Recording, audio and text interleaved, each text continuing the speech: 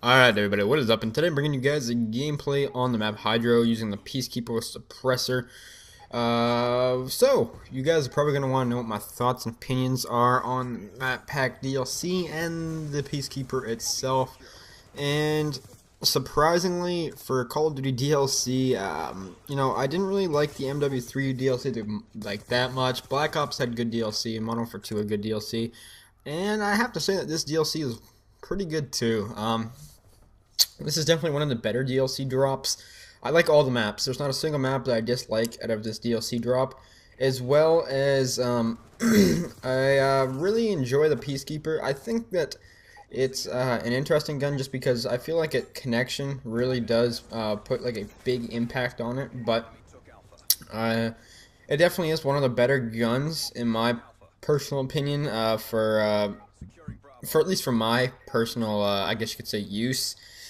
Just because it is a hybrid weapon, and I do mostly use SMGs in this game just because I think that they are the best in this game, but because of its hybrid, it lets me play a little more of a defensive role with the SMGs, is which I like more, I guess you could say, per se, than the in-your-face SMG game style, because I do that sometimes, but I prefer the more defensive, kind of SMG style, which sometimes is hard to I guess you could say complete, but the Peacekeeper, because it's hybrid, it gives it those assault rifle attributes where it kind of feels like it's just an assault rifle with some SMD attributes and a stock, like a built-in stock.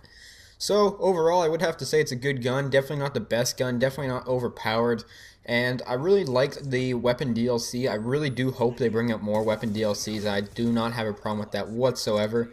And I'm just really glad to see that they actually implemented a weapon DLC. I never thought it was going to happen in Call of Duty, but they did, and definitely a really good thing, at least by my standards. Yeah. And actually, this gameplay is, I think, day one when this game was it was day one. I do have the Peacekeeper Gold now, so I have used it quite a bit. I do have it as like my second favorite weapon now on the Xbox 360, so I have been using it a lot more than most people. So I do have a good grasp on it, and yeah. So, the maps. Let's get into the DLC maps. Like I said, I really do like them. I do think that they're all unique in their own ways. Hydro, for an example, the one I'm playing on right now, it does have the interactive feature of the water that, it's kind of annoying, but I don't dislike it. Just because it really does take off some flanking routes, and the only thing that I don't like about it is that if it's a really competitive game, and it's taking my opportunities away of getting B, which it does do. It kind of, I don't know, I can see that being annoying. Luckily, I have not had the problem with that yet because I have not ran into a competitive game on the DLC maps really that, well, I had one, but at least not on this map. It's the only thing I don't really like about it, but at the same time, I do like it. I think it's cool, but there's a reason why I don't think this map is a very good map when it comes to competitive gaming for sure. Hydro, like I said, very good. The other map is Grind. Grind is a really fun map. Definitely in your face and, go, go, go, at least by how I play it or attempt to play it. I really think the color scheme on Grind is actually really cool. It kind of reminds me of Stadium for some reason. I'm not sure why that is. But it is a really cool map. I do like Grind.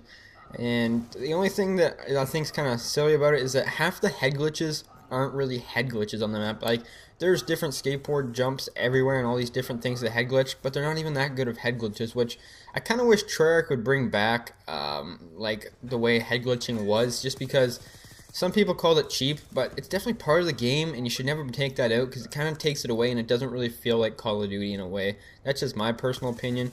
Not it is kind of a benefit to camping, but it kind of helps you put power spots up and kind of, I guess you could say, control the map a little bit or in ways. So that's why I like head glitches, and I kind of wish they'd bring them more back. But I do like what they did with Grind for sure. The other map, I can never remember the name for it. It's the sand one where it's like in China or whatever. That map is good. It's got like the triangle effect for Call of Duty, where it's like the domination plays in a triangle effect itself, where you're not playing it from a straight line of the dom flags. It is legitimately like a triangle formation of the domination playlist itself. It is a good map, but the spawns aren't very great on it, and I don't know, just it's my least favorite out of all of them, but I don't think it's a bad map either. So even a map that, like I said, is my least favorite, I still like the map itself. I like it a lot better than some of the maps that are in the game right now. So yeah, you know, who knows, that could change, but as of right now, that is my least favorite one. And then the last map is Downhill, the snow map, which I really do enjoy. I love how it, I don't know, for me it kind of feels like a mix between like a really big summit and like Discovery kind of. And I really like Discovery. I kind of like, it feels like an old Treyarch map, like a original Black Ops 1 Treyarch map. Like the people who made all the maps in that game made the same maps in this game, but they're in 2025. That's what I really like about that map. You know, I can play defensive on it, I can play how I want, and there's even like the in-your-face submachine gun play that, you know, goes in that map. It has like, it's pretty much suited for everyone is what I'm trying to say. You can have the SMG playstyle on that map, you can have the defensive sniper, you know, the, I guess you could say flanking assault rifle guy. You can have everything works on that map, which is why I really like it. Plus, it's great for domination. I really like the domination on that map. And it just overall feels like an original Black Ops 1 map, is which I really like, just because I love those maps so much. They're my favorite maps out of any Call of Duty.